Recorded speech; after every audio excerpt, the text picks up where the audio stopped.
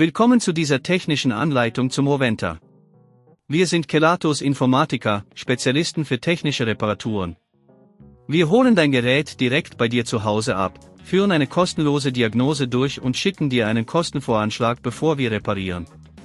Keine Anrufe, keine Fahrten. Wir befinden uns in der Calle Joaquín María López 26, Madrid. Bequem, transparent und professionell. Link in der Beschreibung. Wenn dein Rowenta komische Geräusche macht, kann das verschiedene Ursachen haben. Oft sind es verschlissene Teile oder lose Komponenten, die zu diesen Geräuschen führen. Wenn du das Problem nicht zeitnah behebst, kann es zu weiteren Schäden führen, die die Reparatur kostenintensiver machen. Für die Reparatur benötigst du einen Kreuzschlitzschraubenzieher, eine Zange, eventuell etwas Schmiermittel und ein weiches Tuch. Zuerst öffnest du das Gerät vorsichtig. Achte darauf, dass du alle Schrauben entfernst und die Abdeckung behutsam abhebst. Sei vorsichtig, denn es gibt empfindliche Teile, die nicht beschädigt werden sollten. Nun gilt es, den fehlerhaften Komponent zu lokalisieren. Höre genau hin, woher die Geräusche kommen. In vielen Fällen ist es der Motor oder ein bewegliches Teil, das nicht mehr richtig funktioniert.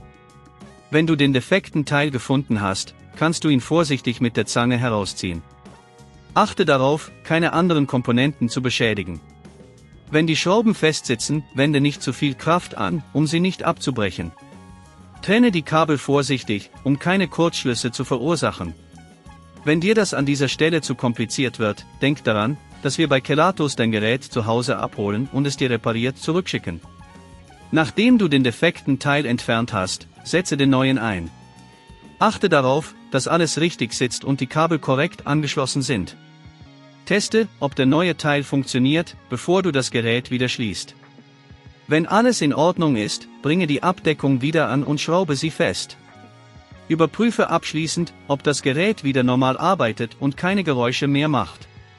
Um zu vermeiden, dass das Problem erneut auftritt, solltest du dein Gerät regelmäßig reinigen und auf Verschleiß prüfen.